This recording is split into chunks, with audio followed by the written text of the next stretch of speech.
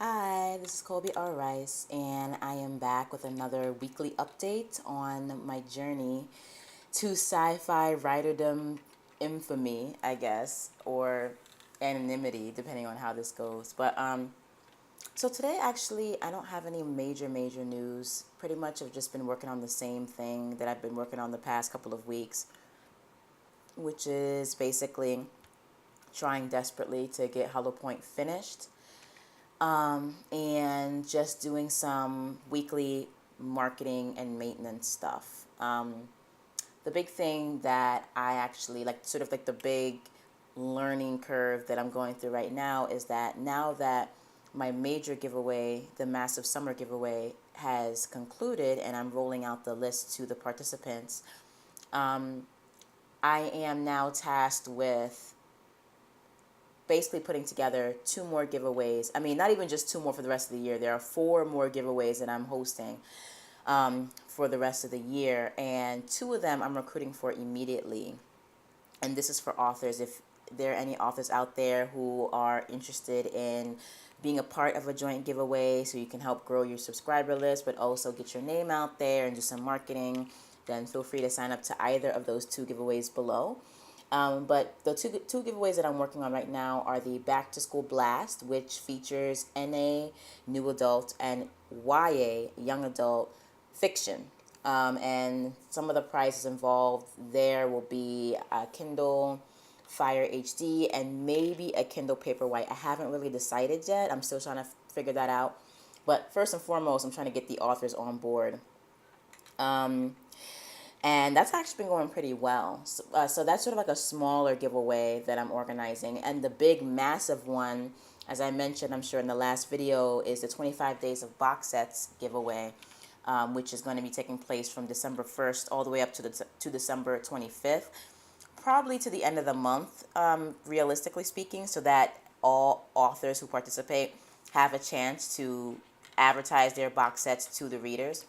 But I'm putting that one together, and I'm finding it a bit of a challenge, not because I don't have all the logistics worked out, but it's interesting, like trying to get, just eyes on my application, because I put together an application for authors who want to participate. They have to basically sign up, submit a book, not the actual file, but like the blurb, the cover, the book link, and they have to apply for the giveaway. And if they get in, then everything is all good. They're a part of it, and it's going to be amazing. If they don't get in, then I put them on a waiting list for like another giveaway. But it's just been interesting, like trying to get visibility for this giveaway just for authors to know that it exists. And I've just been finding it kind of hard to get eyes because we're all collectively doing so many different cross-promotional activities that I think authors are starting to get a little bit overwhelmed with all of the variety that is out there. So I think what I'm actually going to have to do is actually start emailing authors individually and pitch this giveaway to them, and have maybe like a resources page, an FAQ page, because there's like a lot to the giveaway, and the authors usually have a lot of questions. So I'm thinking about doing that and sort of approaching authors on a more personal basis, starting with the authors to whom I'm already subscribed, because I'm literally probably on over 500 authors emailing lists right now. I get a lot of books from a lot of authors, and I read as much as I can. And in exchange, I give out my email address. And so, I'm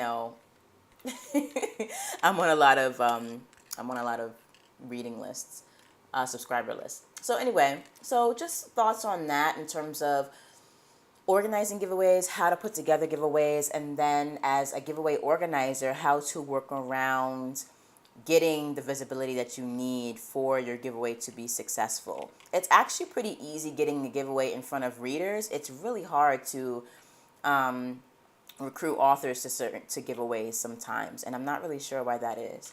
Anyway, so having said that, today is more of a reflective sort of day, even though, I was actually close to not doing a weekly update, but I don't want to make that a habit. I want to at least check in once a week with any updates, insights, tips, milestone reports, any sort of major successes. I want to do that on a weekly basis because this is my journey as a sci-fi and fantasy writer and filmmaker. So I want to make sure that I'm documenting it and also giving the kind of insight that hopefully will be helpful to other writers and filmmakers, especially if you are a writer of color. And this is not to say that this podcast and this vlog is not for people who are not of color. I'm not saying that.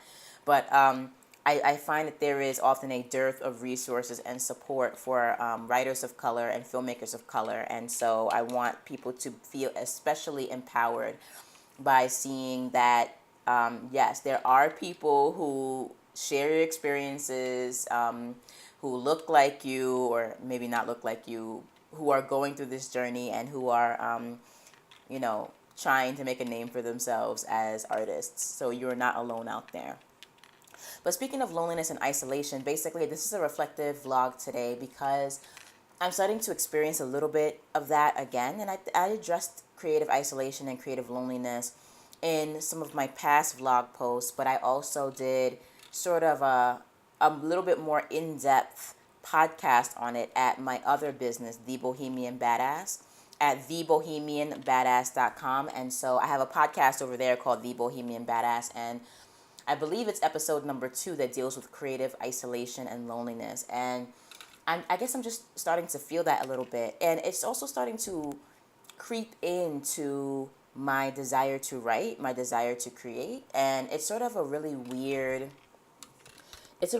place to be, in terms of, I love to create, I love to build new worlds, and I love to write. But even as I say that, part of my, inside, I have, a little bit of, doubt or self-doubt.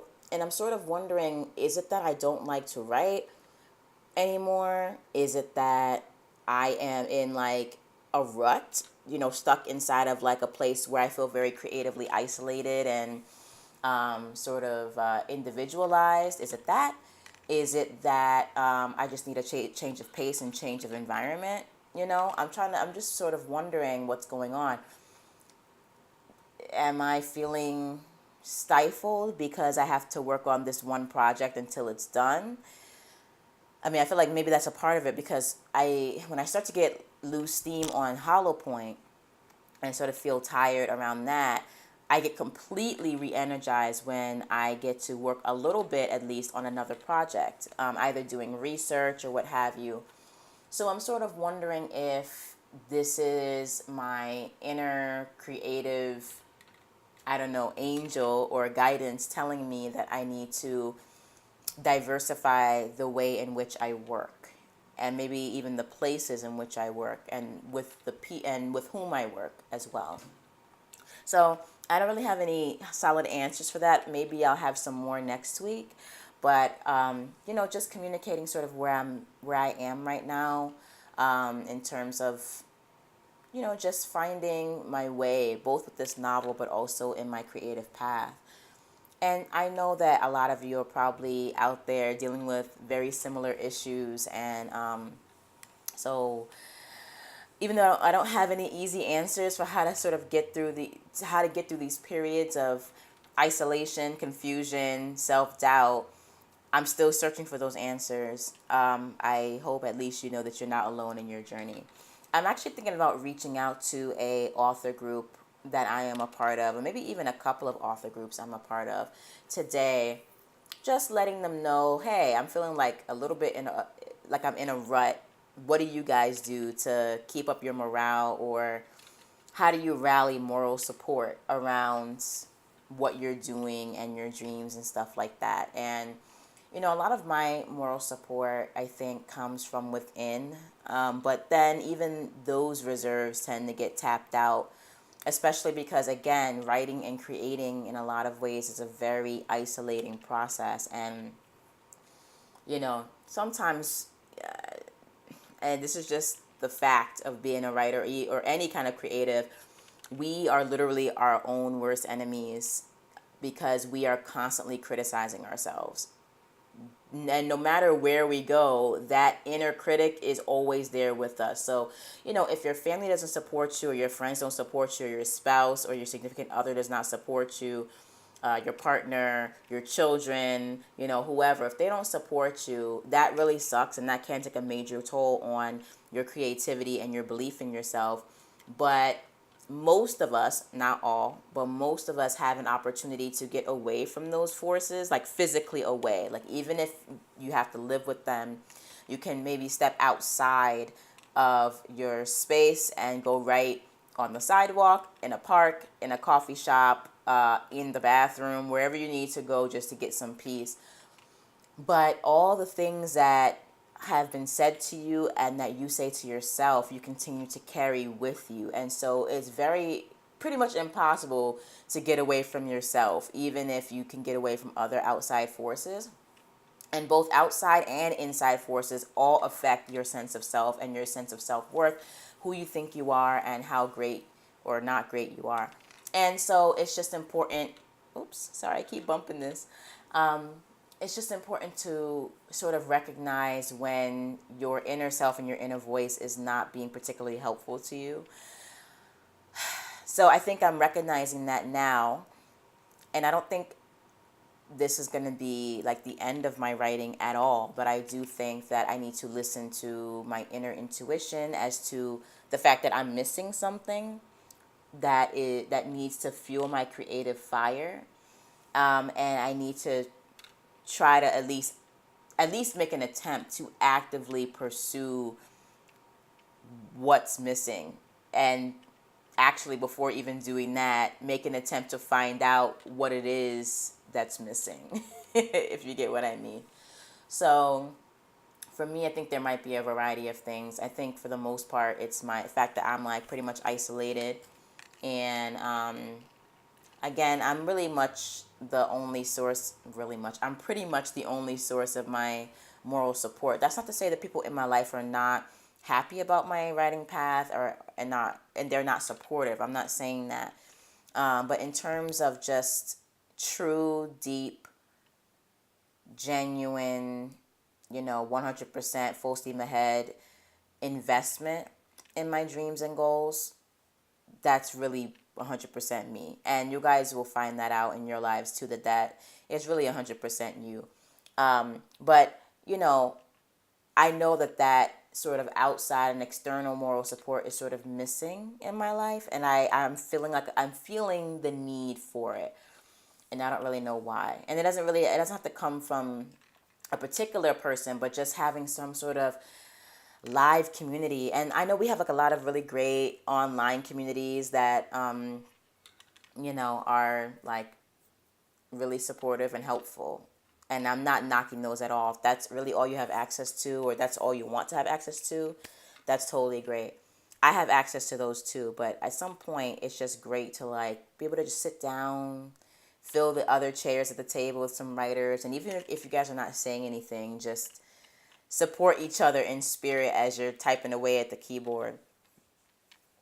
I'm feeling like I need that kind of environment. And I don't mean with just random people, because you can just go to a library and basically like be working in a group essentially, but you guys pretty much not only are not talking to each other, but you don't know each other. I'm talking about like a group of writers, kind of like a mastermind. Maybe that's what I actually need, is a mastermind, of like, and a really small mastermind of like maybe 5 writers, myself included, who have a goal, whatever, and we each have like our particular goal, short term, medium term, long term, and then we just meet every week or whatever to write, maybe to take a minute to like discuss our goals, to have lunch.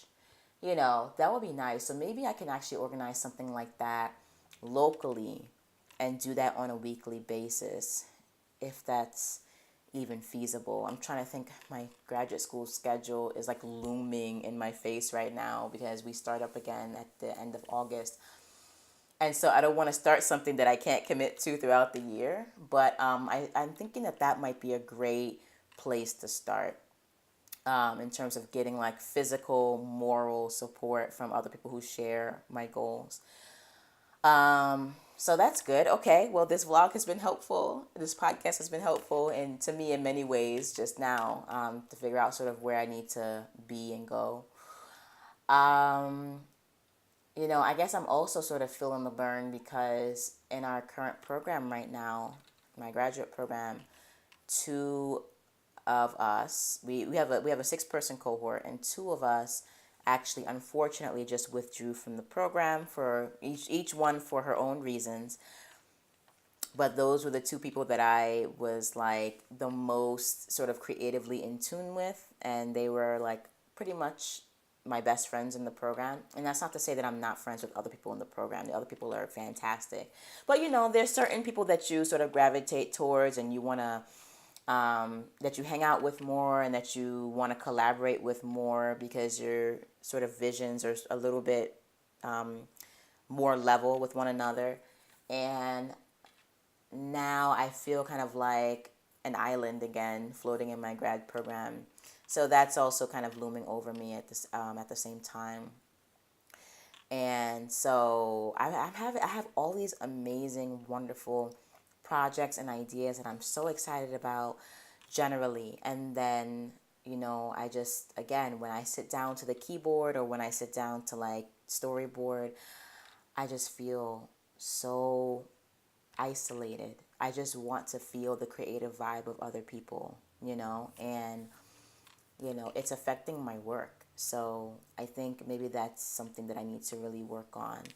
Um, it's also a little bit harder because, as you guys know, I'm also a single mom. So I listen to a lot of podcasts um, and a lot of mostly podcasts, but also sometimes vlogs of different authors who have and at some point each author talks about his or her support system, whatever it is. And I have yet to really hear from any single mom writers yet. This is not to say that we don't exist. We definitely exist. I know we are out there. So I'm not really worried about that. It's that most of the people I hear from tend to be married.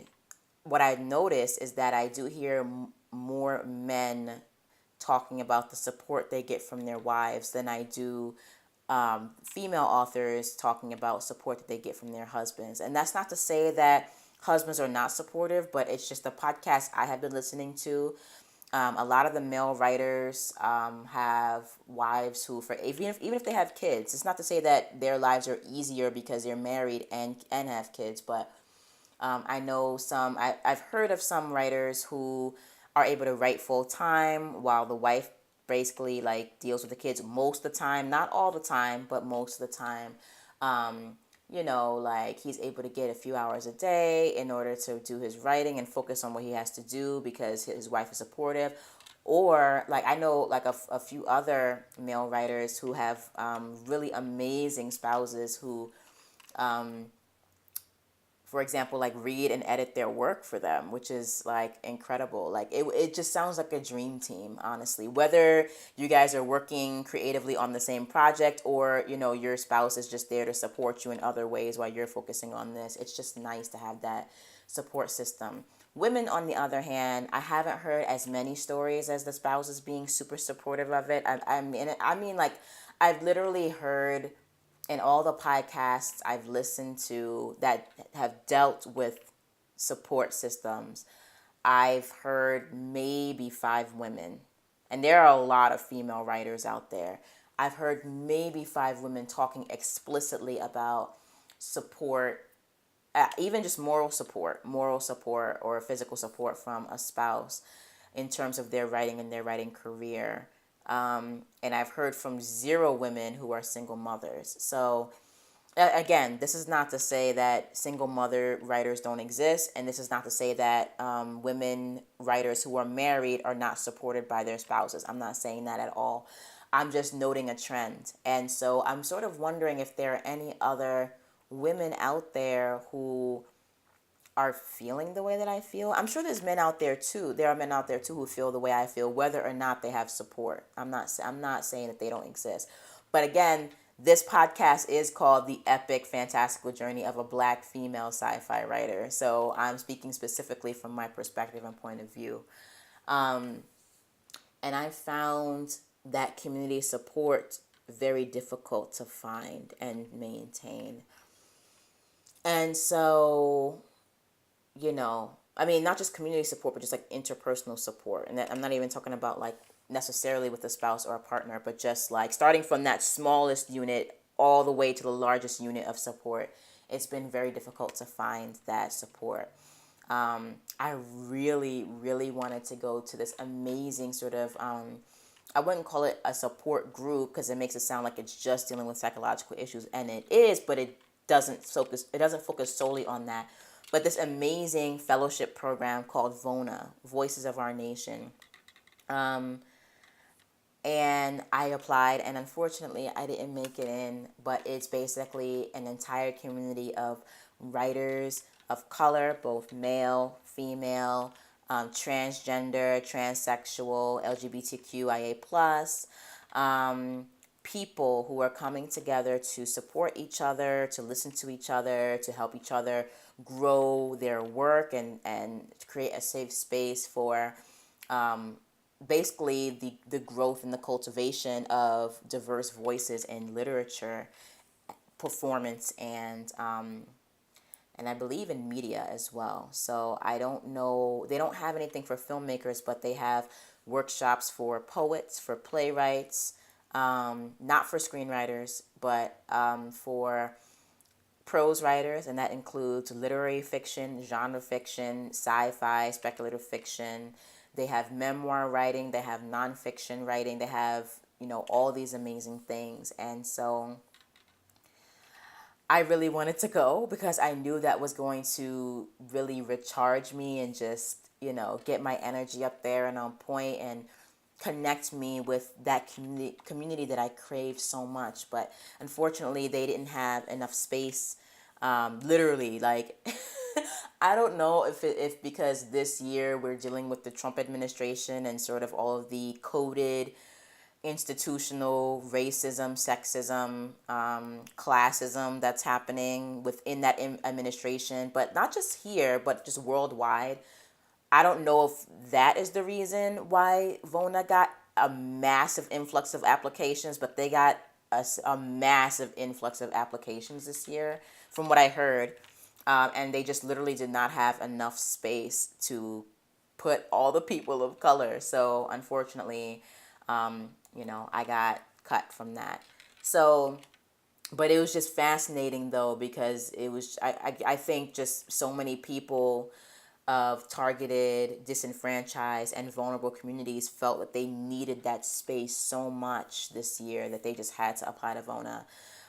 So kudos to you guys. The people who made it in, but is what I'm saying. Kudos, because I would have loved to be there. But for those of you who are interested in applying to VONA for next summer, I may be applying. I might be busy, but I'm not sure. I will put the link to their website and to their application below. Their application doesn't open until I believe the first of every year, but you still can look at it, look at the questions, and at least sort of start figuring out what your answers are going to be for the application process. But it is an amazing opportunity. I really suggest you guys go if you can. If they have space and they let you in, then definitely go. But that is one of the safe spaces that I really wanted to engage in this summer. And so now, sort of being kind of out here like a bird without its mama, I'm not really sure which direction to go. And it feels weird and strange to have this feeling, because I feel like in many ways the first half of this year has been very successful for me as an author. And I don't mean in terms of book sales or anything like that. I'm actually still working up towards that. But in terms of just clarifying my goals, clarifying my path, my vision, completely outlining Hollow Point, which was a nightmare. I mean, it was great and it was fun, but it was also just like crazy trying to get all the storylines together, and it was just like cray cray. Figuring out which properties I want to work on next, commissioning new works and new covers, doing world building, creating courses, building brands, like developing a really amazing reader base who's excited to actually hear from me for the most part. just in sheer numbers, moving from having 300 readers on my list to now over 13,000 in under, I don't even want to say 6 months, because I didn't really start getting subscribers until like mid-January. So like 5 months I was able to do that, and there are even more subscribers coming onto my list by the end of June. Doing that, having the Given basically be holding its spot in the top 50 for pretty much the past, what was it now? Has it been 8 months? Almost a year? Almost a year it's been in the top 50 at least. And then in the past couple of months, it was actually holding pretty strong in the top 20, even making it to number 2 on Amazon's free new adult and college fiction list. And it's just been great. Like, I mean, in terms of my growth and getting things in, the only thing that I want to improve on is to actually have published.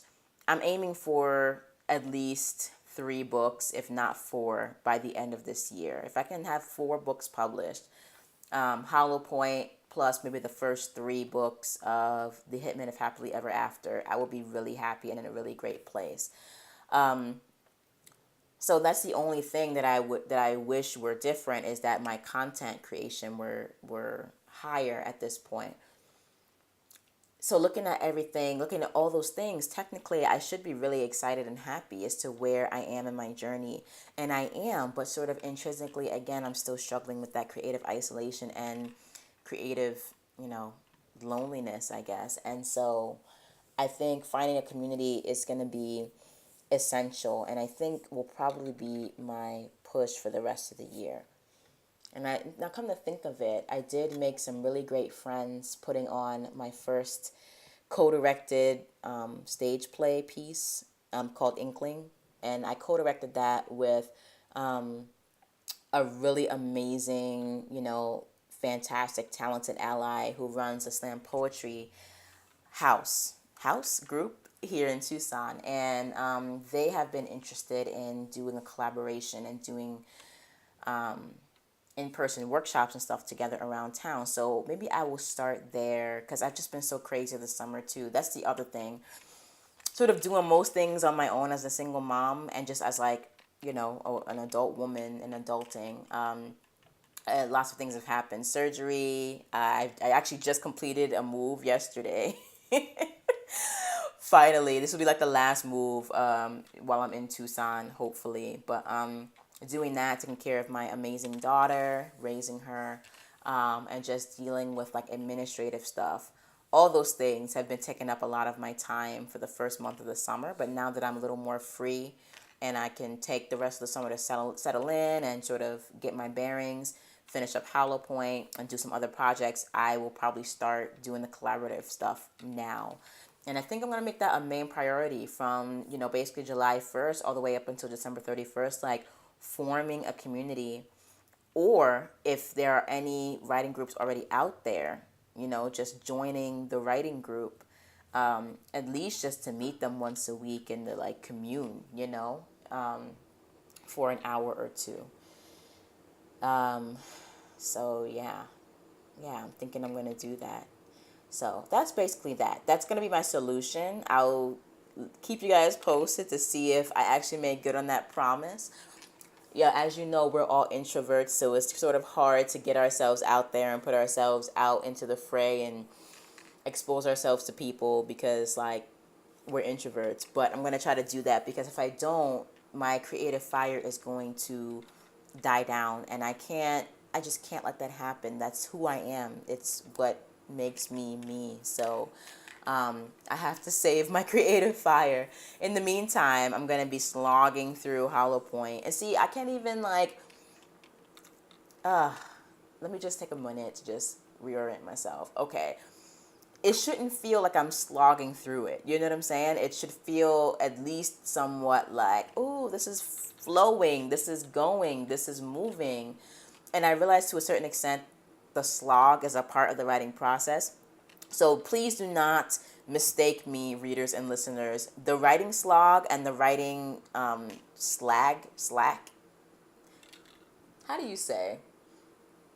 There's like Oh, the writing lag. All of that, the slowdown, the getting stuck in the bog, that is a completely natural part of the process. Completely. So don't think that if it's not flowing that you're doing something wrong. It's just a part of what makes you a writer, and it's how creativity works. But for me, it's just I'm afraid it's gonna just like keep slogging and keep dragging, and I just want to like, stop that in its tracks as soon as possible, and and get it together. So my solutions to try to push through that is, again, forming that writers group or joining one. Two, I'm also gonna start diversifying my day. Like maybe just work on Hollow Point for half the day instead of most of the day. And the first half just focus on Hollow Point, maybe even for like 2 to 3 hours a day. And then the second half of the day, do other creative projects that are on my slate. This might come off as not focused, but maybe it's just what I need personally as a writer to move forward.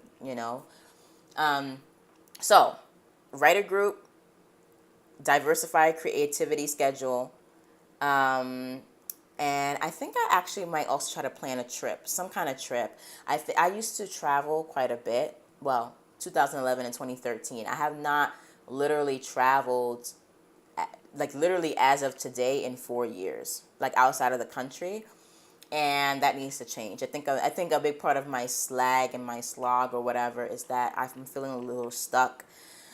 I used to be a little bit more free to move around and to do things like that. And, just because I have a daughter does not mean I cannot travel, and does not mean that I cannot, with her, experience new things and get that new creative inspiration and that breath of fresh air. So I think that that's definitely a big thing that I'm also missing, is that I'm just not exposed to those new environments and those new things as often as I would like. And so my creative well is not being replenished. So travel, number 4, try to find ways to replenish my creative well. I don't really know what that looks like, but maybe just doing some stuff around town, watching more movies, reading scripts, just reading more, and like not giving my brain more input and sort of like balancing out its output. Maybe that's what I also need to do. And I think that's it. I feel like I want to come up with another thing to put on my list of things to do, but I think 4 is fine. And we'll see where that goes. In the meantime, I'm going to stay gentle with myself. And if you're experiencing a similar sort of situation where you're just feeling uninspired, you're feeling isolated, lonely, creatively defunct, creatively just drained, and I don't know, just empty, trust me, you're not alone. Try the things that I'm going to be trying in the next few weeks, and come back and let me know how you're feeling about it. And if you have any suggestions for me, I would love to hear that too, because I don't have all the answers. I'm just a sci-fi writer on a journey. So yeah, that's pretty much it. Remember to check out the show notes below, the vlog notes below, so you can look at the VONA website. If you're a person of color, or a person who is transgender, transsexual, lesbian, gay, bi, etc., this is a great place to apply to just get that support and have your voice heard and have your voice validated. And so definitely check that out below. And I will see you guys next week. Hopefully things will be a little bit more, fresh, light, fluffy, airy, or what have you. But, I'll keep you guys posted. So I'll see you later. Keep fighting that good fight and keep creating. Okay? Bye.